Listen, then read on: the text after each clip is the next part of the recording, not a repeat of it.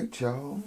This is the first piece of content on the Mahogany Media channel. So, welcome. But, it's your boy, LL Cool Torrance, T-Dub, or just Torrance, whatever you know me as. And this is Sports Talk with a Lions fan. We're going to talk about some Detroit Lions news and rumors. But first, please go ahead and hit that like and then hit that subscribe button. Welcome to anybody that knows me from anywhere out there. From any Detroit Lions on the Prowl family, any Boss Up Ball Out family, any of the other guys. Lions Talk Live. Anybody else? Shout out to Lauren Vander Esch. Shout out to Miss Mary. Shout out to anybody who's coming over from any of those other channels. And, of course, shout out to my Boss Up Ball Out brothers, Professor Kurt and owner Coach Mike Jones. Again, congrats to both of those brothers. Professor Kurt with all that professing, and Coach Mike Jones on owning the Michigan Arrows Centennial Football League. So go ahead, or Continental Football League. Go ahead and check those guys out. But let's go ahead and get right into it. Big trade rumor that was floating around. That was all because of Maxx Crosby. He went ahead and requested a trade, and the Las Vegas Raiders are going to facilitate him in making that trade. A lot of people, the big rumor came and included the Detroit Lions because in a lot of different interviews and different, whatever you want to call it, he's been saying how much he likes the Detroit Lions, how much he would love to play for Dan Campbell, things like that. Could be because he is from Michigan. I'm not exactly sure where from. He played at Eastern Michigan, I believe. So, he may want to come home. The initial trade request or the initial trade information came out was that the Raiders may be seeking 2 first-round picks and a defensive player. They was calling it, people were calling it a Micah Parsons-like deal. One of the things that I had saw that included the Lions was that they were working on a deal that included just 2 firsts, and the trade talks paused with the Terrion Arnold situation. So maybe he was that defensive player that was going to be included. But I don't know. I'm just going with that one, and it's just said that one included 2 firsts. So, of course, if the price is just 2 firsts for a player like Maxx Crosby, I feel like you pretty much got to do that. But again, with that, we understand our cap situation and things like that. We're going to have some restructures on our end.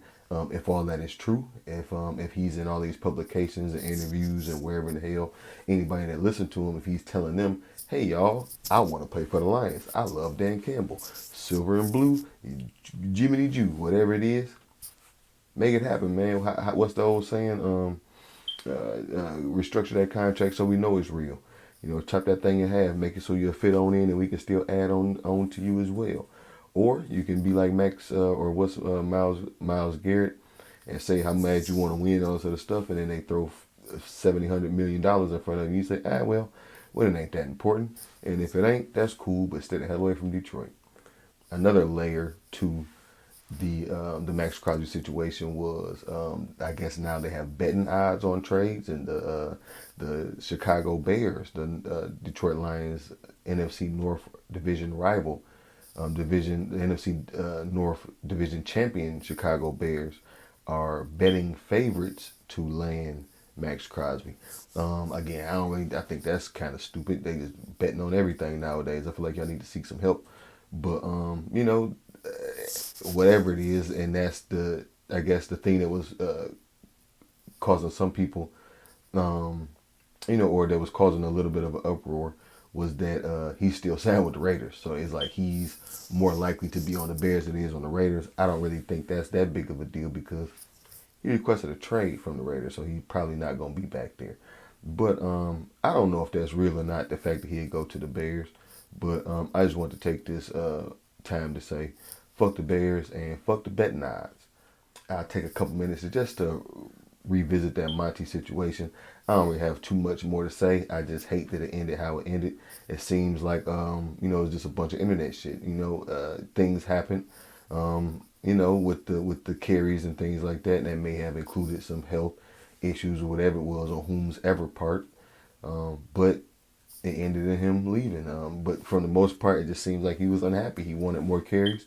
And they, and one of the Brad Holmes' press conference, and I believe Dan Campbell as well, they spoke about, how they just want to make him happy, where he can be, where he can get what he wants. I just wish that place was here. You know what I'm saying? All right. And lastly, I'm just going to talk about the Taylor Decker situation.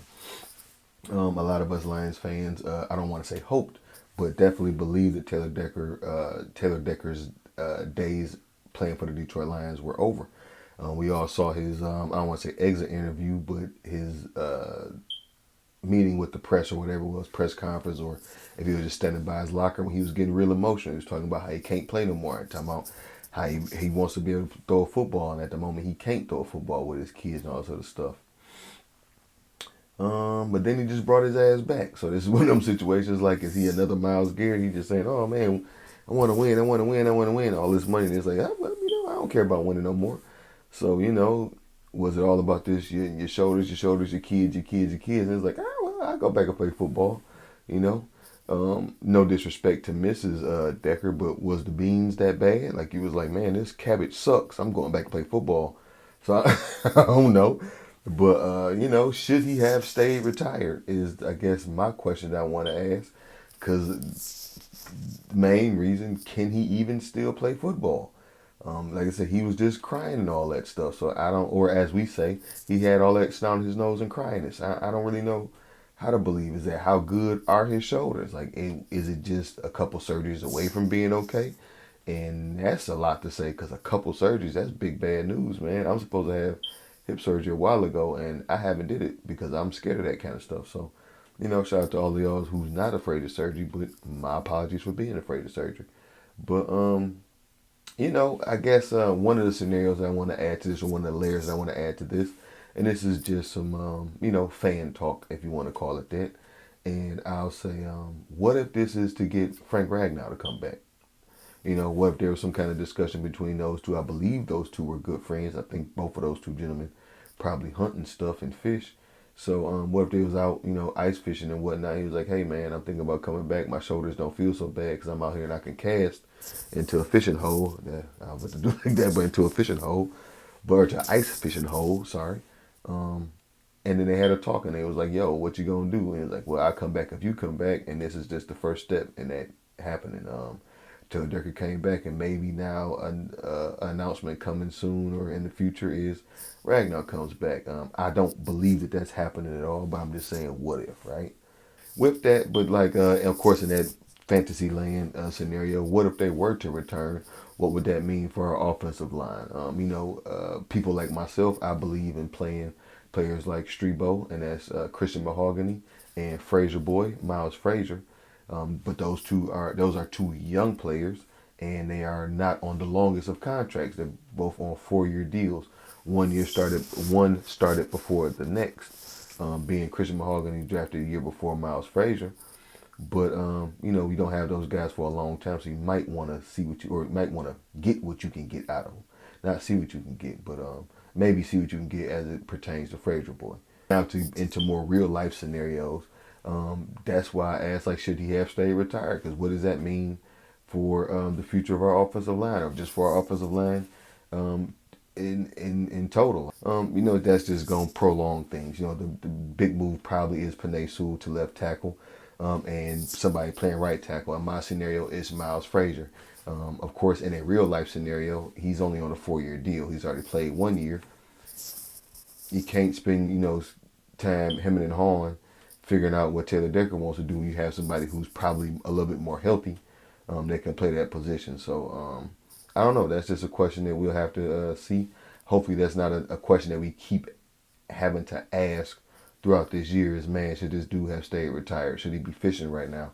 Should he not be playing football? Because, again, not that long ago, we saw him crying about how he can't play football again. So if he can and he's healthy, come on back and let's get that thing done. But that's going to be it for this show. Pretty short. Thank you guys for tuning in, if you did tune in. Of course, go ahead and leave some comments, or go ahead and talk to me down in the comments, man. I want to talk back to you guys. I'll read the comments on the following show, as long as you guys leave them. We'll go from there. But, follow us everywhere. My High Media, that's on Twitter and Instagram. And, of course, right here on YouTube. So go ahead and check us out, man. And see you in the next one.